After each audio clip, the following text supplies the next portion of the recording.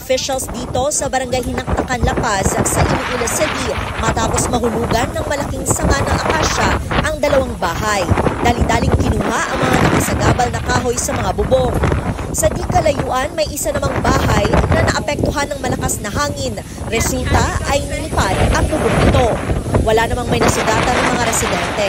Sa Bitoon, Haro, natumbahan naman ang SUV ito ng puno ng mangga. Dalawang bahay naman dito sa barangay ang nasira matapos matumbahan ng mga kahoy kaya agad namang lumabas ang mga residente. Habang mahigit 10 bahay ang naapektuhan dahil sa malakas na hangin.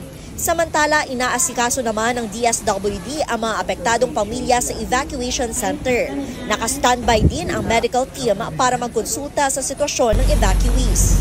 Nananawagan ng Iloilo City Government sa mga residente na nakatira sa low-lying barangays at coastal barangays na mag-evacuate na upang maging ligtas ngayong may bagyo. Mula dito sa Iloilo